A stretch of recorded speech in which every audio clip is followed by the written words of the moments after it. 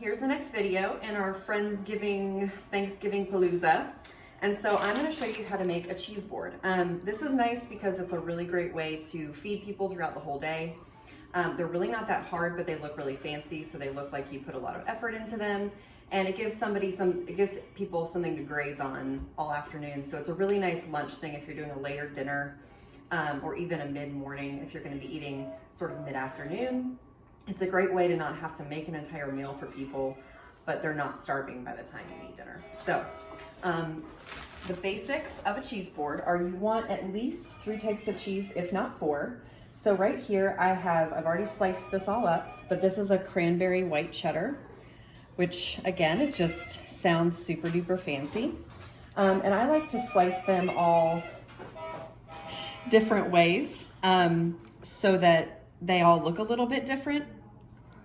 And so I've got that sliced in long slices. I've just got some plain sharp cheddar that I sliced. And then this is Gouda. It's a smoked Gouda. So I like to have some different flavors and textures. And like with the Gouda, we're just gonna sort of pile it up. You could try to have it fanned out super fancy. You can just kind of have fun with it. Any cheeses that you really like. And then I like to have a soft cheese as well. So this is sort of like a Boursin. It's a soft spreadable cheese, and it's not like goat cheese or anything, and it's got cracked peppercorns in it. So it's nice to have a variety, like a really hard cheese. You could do a brie if you really like creamy brie. So the way I do the cheese is I kind of separate it out on the board, and then you start to fill in with meat. So we're just gonna do some plain pepperoni, nothing super fancy. And so then I'm gonna sort of spread this. You can spend as much or as little time on this as you want, and as much or as little money on it as you want, which is nice. You can just sort of tailor it to your family and friends' tastes. So depending on the size of the board, you do wanna make it look filled in when you start. So I'm gonna sort of fill this in, and then I've got some different types of salami here. And this is more of a pepperoni style salami.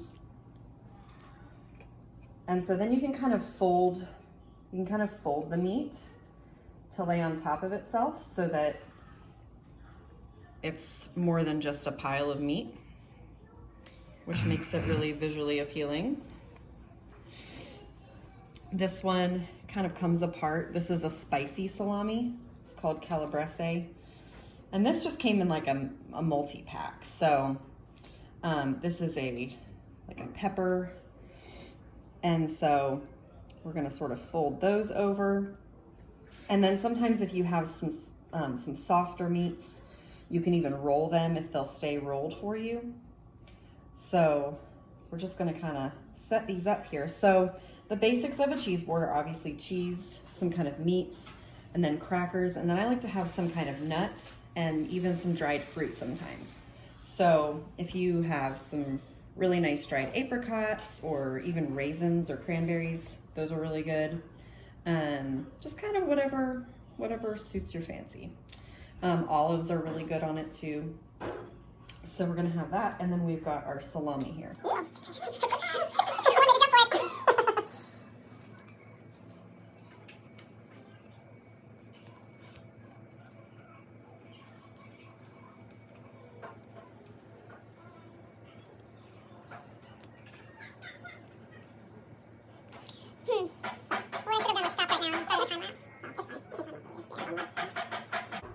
Okay, so now we've got things sort of the structure of it.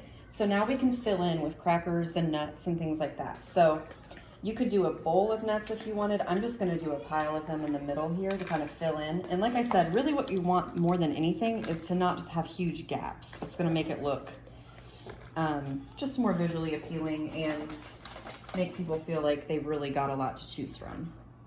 So I like to get just a cracker assortment that has a bunch of different types of crackers. It saves you a lot of money and gives people a lot to choose from. So that's a good way to do that. And these, again, you're just sort of stacking them up, putting them around. So I'm gonna just do like a stack right there.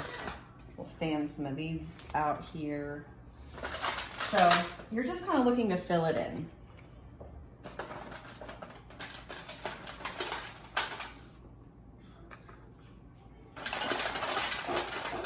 And then if you wanted to have more crackers or other things, you could have a bowl, you could have other bowls of things. So when I've done this before, I've had like a bowl of nuts because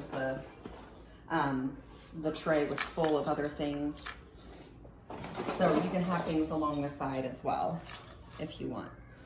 So we're just gonna sort of finish filling this in here. Other things you can do are like a pimento cheese spread, which we're gonna make later, and that would be really good as something to either put on the board or have on the side. So yeah, so this is kind of your basic cheese board. And so this is a great way to have a spread for everybody, and everybody can just grab a plate or a napkin and just kind of munch on it. And so if you have extra stuff, you can sort of fill it in as people eat on it. If you've got extras, you can kind of have them on hand and just kind of fill it in. It is going to start to get depleted, but at that point it doesn't matter. Everybody's just happy that they have a snack. So enjoy.